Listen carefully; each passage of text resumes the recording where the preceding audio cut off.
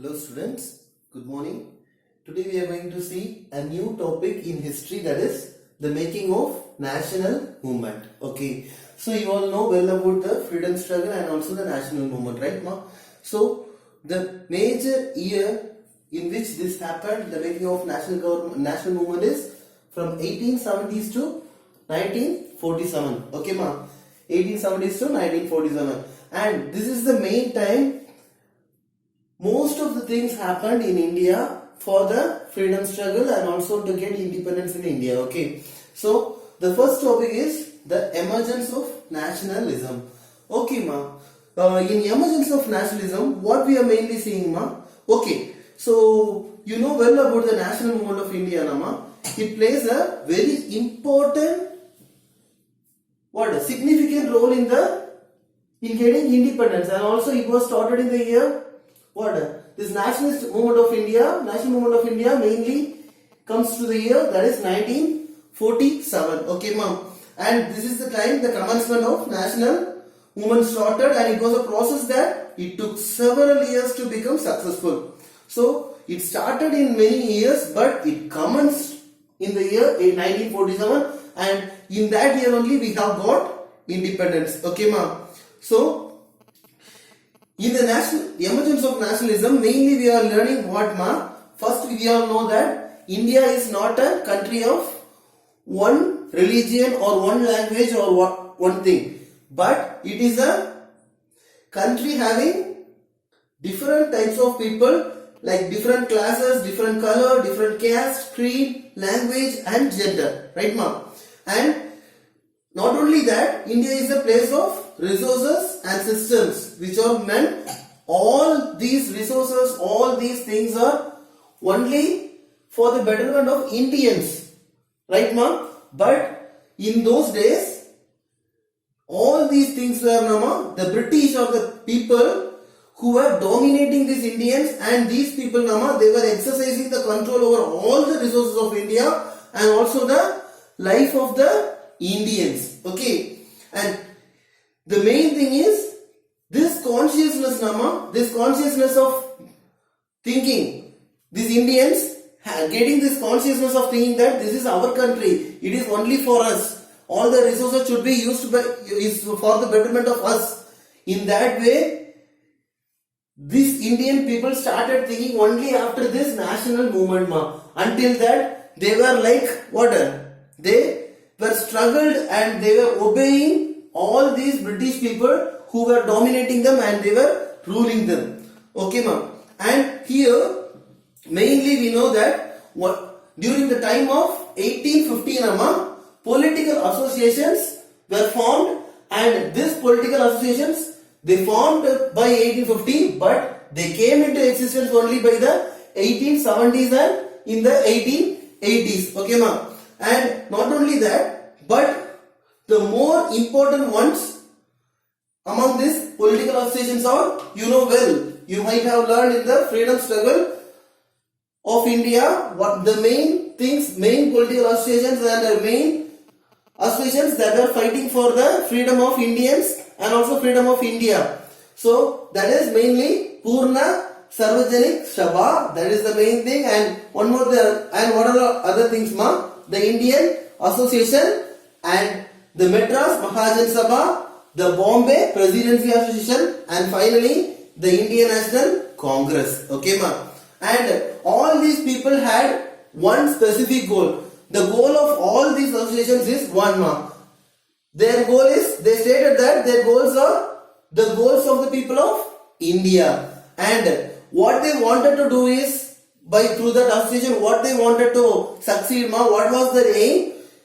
Their aim was to all the Indian people should be empowered to take decisions regarding their affairs. Okay ma, whatever decision Indians like to have, it should be taken by Indians and not by the British people. No, these British people are foreigners and they are coming into India and they are dominating us, means it is unacceptable, right? So that is what the reason all these associations were fighting for the rights of our Indian people, and also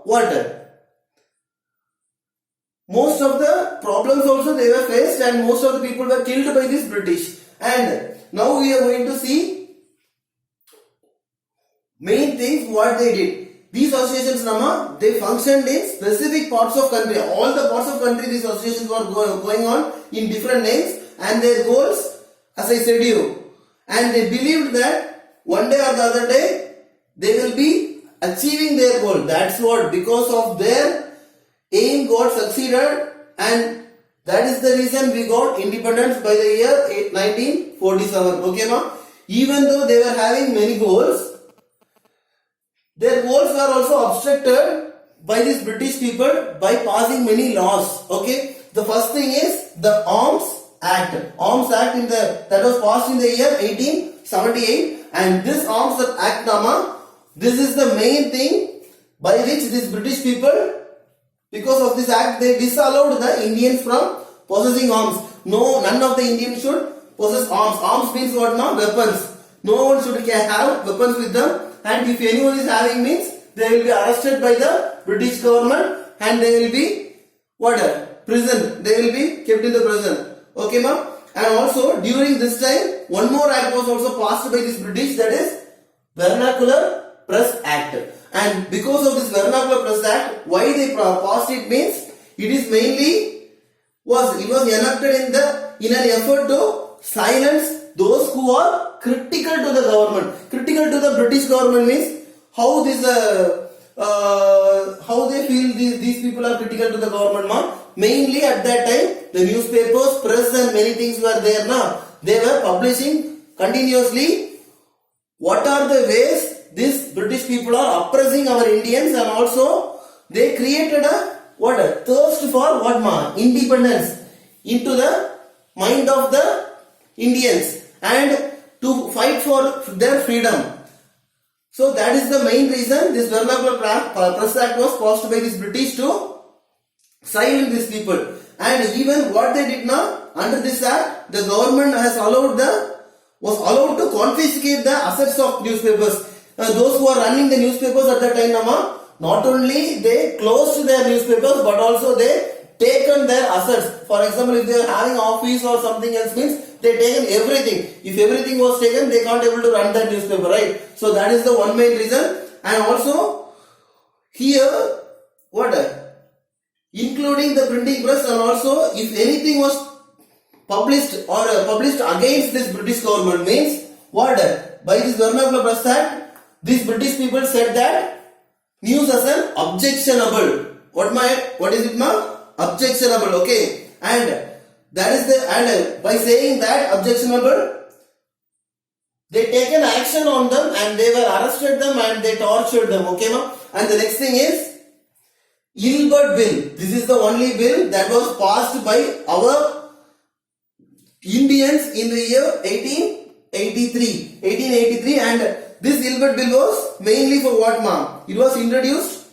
by which it provided for the trial of British and also the European powers by Indians. Okay, ma'am, by Indians. And for what reason this Ilbert Bill was passed, ma'am? It was passed mainly to sort the equality between British and Indian judges of the country. Okay, ma'am? To sort equality between British and Indian judges in the country, so that they should not involve, for example, they should not involve in the judgments of the Indian judges, and also these British people also, these people will not be involving in that one. So that for that main reason, Ilbert Bill was passed, and finally, by the year 1885, in the December month of 1885, the Indian National Congress was formed. Okay, ma'am. And that was the first political party in India, and most of the leaders of this Indian National Congress is the freedom fighters. Okay, because through an association only, through a political party only, they can able to fight boldly against as an association, as a group of people, they can fight against these people. So that is the one main reason they started Indian National Congress, and most of its leaders were, I said you, as freedom fighters, right? Who were these people? First one is Dadabhai Naoroji and